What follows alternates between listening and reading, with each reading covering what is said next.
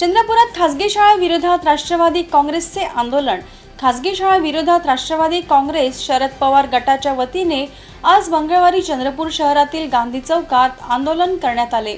खासगी शाळा विरोधात चाललेल्या गैरव्यवहाराबाबत आणि पुस्तके, गणवेश, नोटबुक व इतर साहित्य ठराविक दुकानामधून खरेदी करा आणि हे साहित्य दुसरीकडे कुठेही मिळणार नाही असे धोरण खासगी शाळा धारकांनी आखलेले असून सर्वसामान्य व पालकांची लूट होत आहे। शिक्षण क्षेत्राला व्यवसायाचे रूप देणाऱ्या संस्थांना बंधन लागणे आवश्यक आहे। यामध्ये सर्वसामान्यांना दुसरीकडे पर्याय नसून जास्त दराने शालेय साहित्य ठराविक दुकानातूनच घ्यावे लागत आहे। हा चाललेला काळा बाजार थांबवावा व जनहितासाठी निर्णय घ्यावा अशी मागणी जिल्हाधिकारी व शिक्षणाधिकारी यांना निवेदनातून केली आहे। हे आंदोलन राष्ट्रवादी काँग्रेस शरद पवार गटाचे शहर अध्यक्ष दीपक जयस्वाल आणि राहुल देवतळे यांच्या नेतृत्वात करण्यात आले।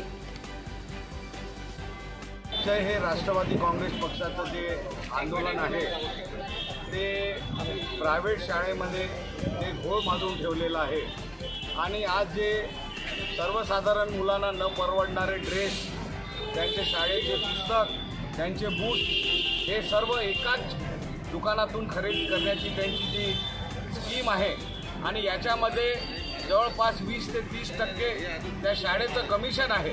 तर असं नाही झालं पाहिजे।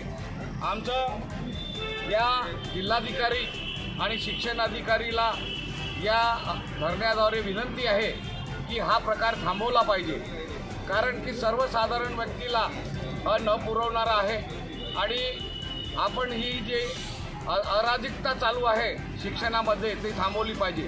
कारण की आमच्या महानगरपालिकेच्या शाळेमध्ये आजच मी पेपर वाचलं की 7 शाळांना ISO दर्जा मिळालेला आहे।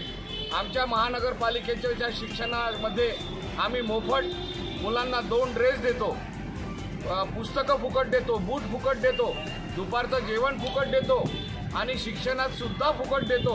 मग आमच्या शाळा ह्या आधुनिक होत आहेत, म्हणून आम्हाला सर्व जनतेलाही विनंती करायची आहे की या प्रायव्हेट शाळेमध्ये शिकवण्यापेक्षा महानगरपालिकेच्या शाळेमध्ये शिकवा। आताच प्रणय आणि परब यांनी सांगितलं की दिल्लीमध्ये केजरीवाल सरकारने या 4 गोष्टी केलेल्या आहेत ज्याच्यामुळे त्यांचं सरकार निवडून येते।